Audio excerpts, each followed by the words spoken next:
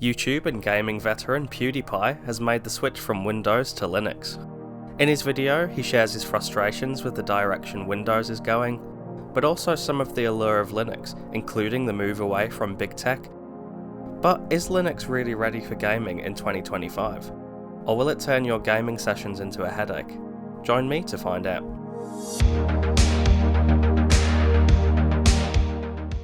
If you've reached the point where you're starting to get frustrated with Windows and big tech in general, you're in the right place.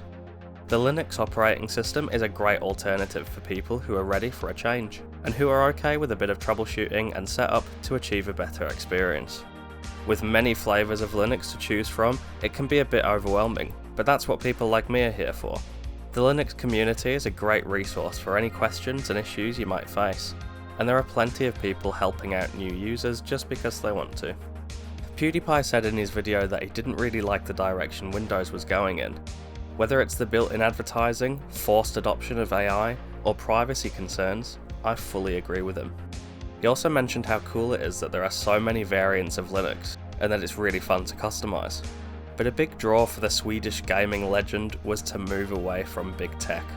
He spoke about how freeing it felt to intentionally reject software from companies that put profits above all else, citing Microsoft and Adobe's gross practices. Did you know that Adobe charges users to cancel a subscription? So instead of being subject to whatever these companies want to do with their software to squeeze more money from you, essentially becoming a product yourself, you can make a change and use software that works for you, that has no or very little corporate agenda. And how great does that sound? So for the all-important question, can you game on Linux? Short answer, yes, with an asterisk. Valve, who owns Steam, have had a huge impact in this area with the release of the Steam Deck. But most importantly, the technology that powers it, Proton. Proton is a compatibility layer that allows you to run games developed for Windows on Linux. It's Valve's fork of Wine, which itself has been around for over 30 years, but Proton is optimized for gaming. So if you're wondering whether a Steam game will work on Linux, you can head over to the ProtonDB website, search the title, and find out. I did this recently when the Oblivion remaster came out, and thankfully it was supported straight away and I was able to just play as normal. At the time of recording, there are over 25,000 games listed on ProtonDB, so double check the games that you want to play. It often really is as simple as install Linux, install Steam, click a few buttons to configure Proton, and then play. And in some cases, performance is actually better than on Windows. But apart from the caveat that not all Steam games will work, there is another big one. Before we get into the larger caveat, let's check out this video's sponsor, PCBWay. PCBWay is a one-stop shop for PCB prototyping, CNC machining, 3D printing, and more. They do it all, so head onto their website for an instant quote. Enter your specifications, and follow the prompts to make an order. It's super easy. PCBWay's 11th badge design contest has just finished, and winners will be announced on the 12th of June 2025, so stay tuned for that. Thanks to PCBWay for sponsoring this video. Check them out via the link in the description.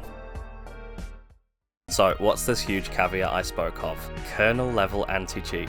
If the fact that not all games will work with Proton is a little asterisk, this is a huge one. If the game you want to play relies on anti-cheat technology that runs in the kernel of your operating system, you're not going to be able to play.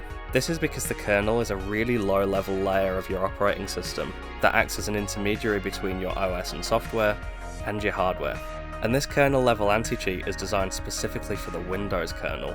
No amount of compatibility layers can get around this. You can't just translate kernel-level software. So games like Valorant, Call of Duty, FIFA, and League of Legends just won't run.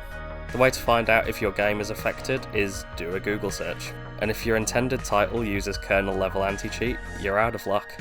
Hopefully this changes in the future, but at the moment it's not likely because there are just no incentives for developers to support the Linux kernel.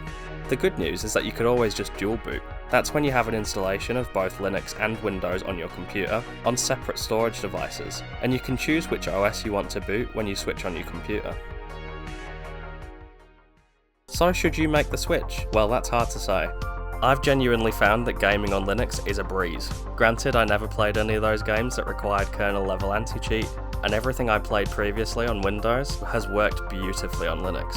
I've been running Linux Mint on my gaming desktop for a year now, and I can't remember the last time I had an issue trying to get anything game related to work, or any issues in general for that matter. You need a certain level of understanding and competence before you go erasing your entire boot drive to try Linux. If you're wondering things like, will my files get deleted? Will this break my computer? Or even, how is Linux different? You're not ready yet. You need to do a bit of research and understand that Linux is fundamentally different to Windows before making the jump. Why not check out some of my other videos, which delve more into some of the concepts that you'll need to be familiar with. As a quick tip, make sure that your hardware is supported, especially your graphics card. Figure out which version of Linux is going to be best for your needs and your hardware. Because depending on what hardware you have, different versions of Linux might be great or terrible for you. But the opportunity to take back control and not subject yourself to weird corporate business practices, I think, is really great. In any case, just remember that there is another option. You don't have to subject yourself to big tech. You deserve better.